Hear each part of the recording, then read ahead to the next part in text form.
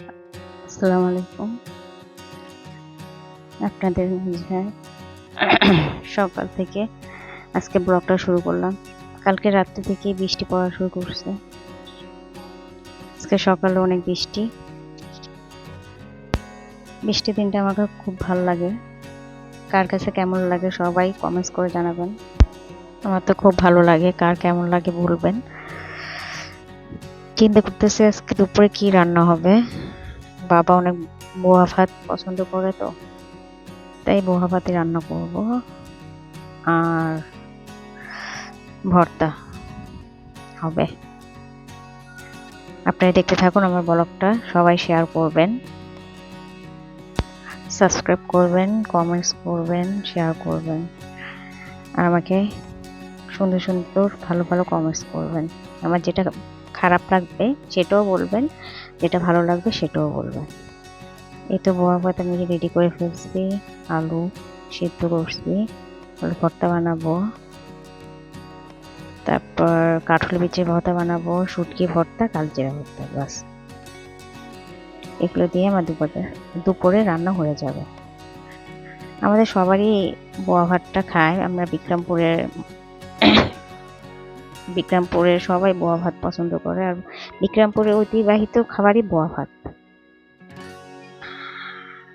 খুব মজার একটা রান্না, আপনারা সবাই ট্রাই করবেন বানানো। আমি সহজভাবে বানাই, আমার মা যেভাবে রান্না করতো আমি সেভাবে রান্না করি, খুব সহজভাবে। খুব মজা লাগে খেতে।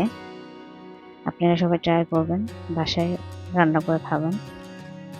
হয়ে গেল আমার দুপুরে রান্না বোয়া ভাত ভর্তা।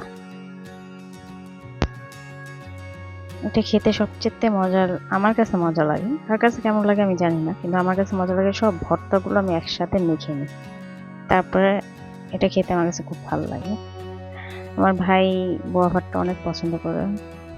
আসলে তো দেশের বাইরে থাকে, ওকে মিস করি যখন এটা খাই। আমার মাকেও অনেক মিস করি, আমার মা অনেক পছন্দ করতো বোয়া ভাতটা। আমি তো সব কিছু মাখিয়ে একবারে খাই। আপনারা কে কিভাবে খান আমাকে জানাবেন কমেন্টসের মাধ্যমে। আর সুন্দর সুন্দর রেসিপি চাইলে আমাকে কমেন্টসের মাধ্যমে বলবেন। তারপরে বিকালে ঠান্ডা ঠান্ডা ভাব, চিন্তা করলাম একটু চাপড়ি বানাই, সাদা চাপড়ি। যখনই ক্যামেরাটা অন করি তখনই চাপড়িটা এরকম হয়ে যায়, আমি বুঝি না। আর অফলাইনে কি সুন্দর হয়েছে দেখছেন। এটা খেতে খুবই মজা লাগে, ভর্তা দিয়ে মজা লাগে। আজকে ভর্তা ছিল, ভর্তা দিয়ে মজা লাগে, চা দিয়ে মজা লাগে। আবার এটা ঝাল করে খাওয়া যায়, এটার মধ্যে পেঁয়াজ, রসুন, কাঁচামরিচ, ধনেপাতা দিতে খুব টেস্ট হয় চাপড়িটা। আমি আজকে সাদা বানাইছি, আরেকদিন আপনাদের কালারফুল বানিয়ে দেখাবো। সবাই কেমন আছেন জানাবেন। আলহামদুলিল্লাহ আমি ভালো আছি, সবাই ভালো থাকবেন। আল্লাহ হাফেজ, আসসালামু আলাইকুম।